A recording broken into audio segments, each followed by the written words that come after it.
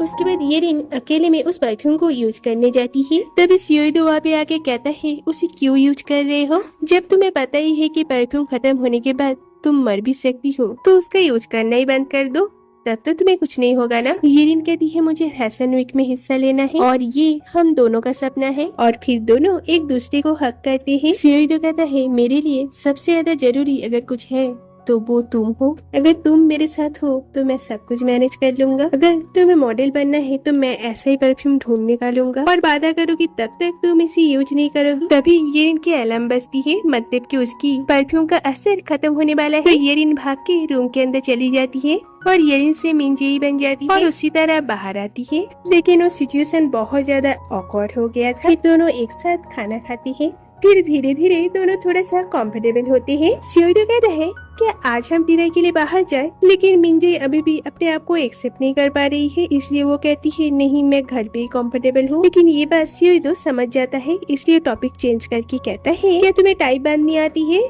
मुझे नहीं आता, प्लीज बांध दो, और मिंजे ही उसकी टाई बांध देती है। इधर सियोइदो उस परफ्यूम के राज खोजने पर लग जाता है। तभी वहाँ पे उसकी माँ आती है और उसने अपने सारे परफ्यूम को लेके आई थी, लेकिन कोई भी येरिन के परफ्यूम से मैच नहीं कर रहा है। उसकी मम्मी कहती है मैंने अपनी जिंदगी में ऐसे परफ्यूम कभी नहीं देखी। सियोइदो कहते हैं ठीक तरह से देखिए, मुझे ऐसे ही परफ्यूम चाहिए। मम्मी कहती है क्यों? सियोइदो कहते हैं सवाल मत पूछिए, मुझे आपकी हेल्प चाहिए। माँ, पहली बार उसके मुंह से माँ सुन के वो तो बहुत ज्यादा इमोशनल हो जाती है। फिर सियोइदो घर आके मिंजे को कहता है मैंने बहुत ढूंढा पर ऐसा परफ्यूम मुझे नहीं मिला। मिंजे कहती है मुझे पता ही था, ये एक जादुई परफ्यूम है, इसका सेकंड कॉपी थोड़ी ना होगा। सियोइदो कहता है मैं फिर भी ढूंढता रहूंगा, और फिर दोनों एक दूसरे को हक करते हैं और बहुत खुश होते हैं। लेकिन तभी मिंजे ही बेहोश हो जाती है। इधर सुयंग जिनक्यों को मिलने के लिए बुलाती है और कहती है मैंने वो वीडियो पोस्ट नहीं की, अगर मैं ये फोन फेंक दूं तो क्या फिर तुम मुझे विश्वास करो? जिनक्यों कहती है फोन फेंकने की क्या जरूरत, बस वो वीडियो डिलीट कर दो। ये कहती है अगर मैं उसे रिस्टोर कर लिया तो, वैसे भी मुझे एक नया फोन लेना था, और फिर वो अपना फोन पानी में फेंक देती है और फिर जो भी उसने की जिनक्यों से माफी मांगती है और जिनक्यों भी उसे माफ कर देती है और फिर से दोनों अच्छे दोस्त बन जाते हैं। इधर हान सियोइदो से मिलने के लिए जाती है और कहती है ये सब क्या चल रहा है, मुझे एक बार बताओगे? न तुम काम पर आ रहे हो न येरिन आ रही है, फैशन वीक बस 2 दिन में शुरू होने वाला है। सियोइदो कहता है ये बेहोश हो गई थी, मैंने इसे डॉक्टर के पास भी लेके गया, डॉक्टर कहता है कि बिल्कुल ठीक है, पर ये तब से होश पे ही नहीं आ रही है। फिर वो मिंजे के सामने से हटता है। हान उसे देख के कहता है ये कौन है? सियोइदो कहता है ये मिंजे ही है और येरिन भी, और यही मेरा पहला प्यार है। हान को तो कुछ भी समझ में नहीं आता, तो वो वहाँ से चली जाती है। इसके बाद मिनसुक हान से मिलने के लिए आता है, तो हान उससे पूछती है सियोइदो के घर में वो मोटी लड़की कौन है? सियोइदो तो कुछ भी कह रहा है कि वही येरिन है। मिनसुक कहता है असल में वही येरिन है, और फिर वो उसे पूरी बात कहता है। इधर तैजुन को अरेस्ट करने के लिए पुलिस उसके घर में जाता है, लेकिन उसे पहले इस बात का शक हो गया था, इसलिए वो घर से भाग जाता है और घर में सिर्फ जिनक्यों थी जिसे इस बारे में कुछ भी पता नहीं थी। पुलिस से सब कुछ जान के जिनक्यों को बहुत बुरी लगती है कि उसके पापा ऐसे हैं, लेकिन उसे तो सच में पता नहीं है कि उसके पापा अभी कहाँ है।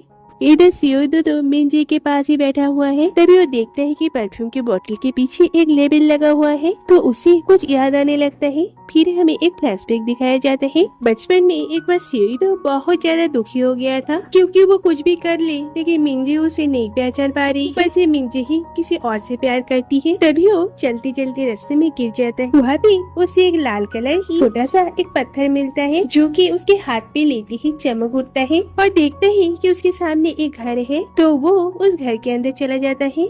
असल में वो एक परफ्यूम बनाने की लैब थी, जहाँ पे कोई भी अपने से परफ्यूम बना सकता है, इसलिए ये मिंजे को सोचती हुए एक परफ्यूम बनाता है और इस परफ्यूम के लिए बॉटल भी चूज करता है, जिसके पीछे लिखा हुआ था ये एक मिरेकल है जो मौत को भी रोक सकता है और सच्चे प्यार को भी मिला सकता है। तो वो इसी बॉटल को चूज करता है और वो लाल कलर के स्टोन वहाँ के ओनर को देके कहता है इसे भी उस बॉटल के अंदर डाल दीजिए। और अंकल, क्या मिरेकल सच में होता है? क्या इस आदमी को आपको याद है? ये वही है जिसने मिंजी को परफ्यूम डिलीवर किया था? तो वो कहता है जरूर। वैसे तुम्हारा तमन्ना क्या है? तो कहता है मैं चाहता हूँ कि वो भी मुझसे प्यार करे। अंकल कहता है अगर किसी चीज को दिल से चाहो ना, मिरेकल जरूर होता है। तो वो उस पत्थर को उस बॉटल के अंदर डाल देता है। प्रेजेंट में शियोइदो देखता है कि वो पत्थर चमक रहा है। इसे सब कुछ समझ में आ गया है कि ये परफ्यूम उसने ही बनाया है, वो भी मिंजेई के लिए। तो वो उस परफ्यूम को मिंजेई को लगा देता है तो मिंजेई ही येरिन बन जाती है और वो होश में भी आ जाती है।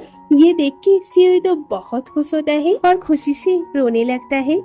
उसके बाद शियोइदो उसकी बहुत केयर करता है। येरिन पूछती है, मैं जब बेहोश हो गई थी तुम बहुत परेशान हो गए थे ना? शियोइदो कहता है, अरे वो सब छोड़ो। तभी वहाँ पे मिंसू कहता है और येरिन को हक करके कहता है, क्या अभी तुम ठीक हो? मैं तो कितना परेशान हो गया था। शियोइदो जल्दी से उसे हटाता है और कहता है, तुम ऐसे उसे हक नहीं कर सकते क्योंकि वो तुम्हारी भाभी है और उसके सामने उसे किस करता है। मिंसू तो ये सब देख के बहुत ज्यादा शौक हो जाता है। उसके बाद ये दोनों गाड़ी से जा रही थी तभी शियोइदो कहता है, 20 साल पहले मैंने एक दिन बहुत हिम्मत करके तुमसे मिलने के लिए गया था, लेकिन डर की मारी वहाँ पे छुप गया था। तुम उस दिन बहुत अपसेट लग रही थी। मैंने पूरे दिन तुम्हें फॉलो किया पर शायद तुमने मुझे नोटिस नहीं किया। येरिन कहती है, उस दिन मैं बहुत अपसेट थी। फिर से हमें फ्लैशबैक दिखाई जाती है जहाँ पे मिंजेई शूटिंग स्टार को देखने के लिए गई थी। सभी विश कर रहे थे तभी शियोइदो भी विश करता है मिंजेई को उससे प्यार हो जाए। तभी आसमान में एक बहुत बड़ा स्टार टूटता है जिसके रोशनी से सभी बहुत ज्यादा डर गए थे।